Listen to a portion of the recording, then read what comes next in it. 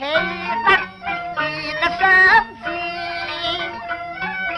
色經為恨詞，逆女孤單幸與良朋相結義，晚更可以促膝歡談，互訴心事未到神，雞呃你話不知，情緒相逢若故知，剪燭西窗情樂意，兒話聽更流夜深啊字，乃可共話亂錯談心事，不關同衾共枕，近難移。同姓又何須分彼此？我素來看誰紅色馬兒，況且自有歸鄉，習慣於家路，同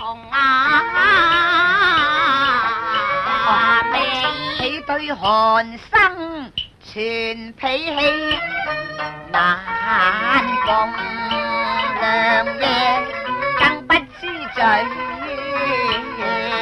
首，可期彼此稱兄道弟永結情義，重逢對頭實有期，有緣同眠亂床共語，不會越嚟相欺，幸盼無戲寒微。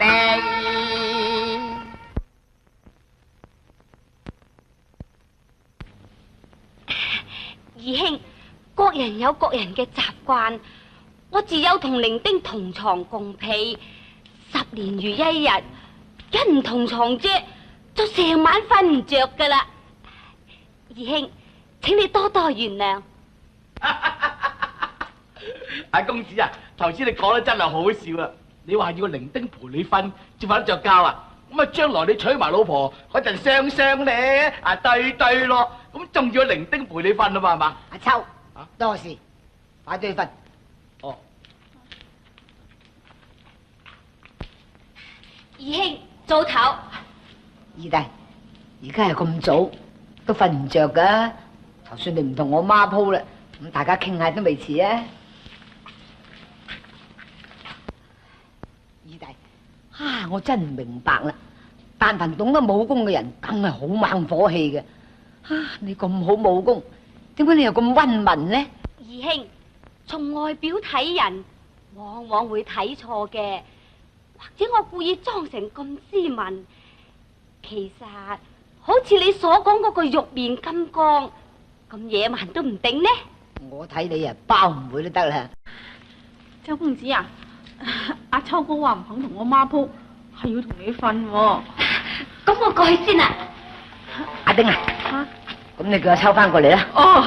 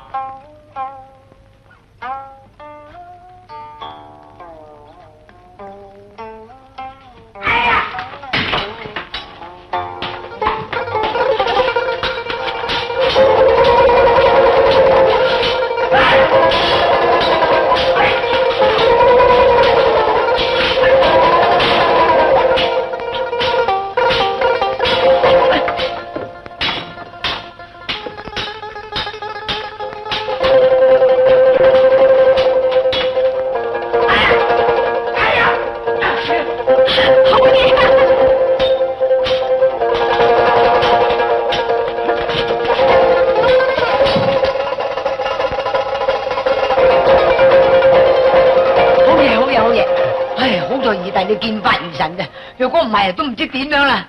哦，咁我兩個枕頭冇用啊，全靠我枕頭搏埋佢啫噃。係啦，如果冇你呢兩個枕頭，我唔得了添。你都唔怕失禮人嘅你，快啲去瞓吧啦。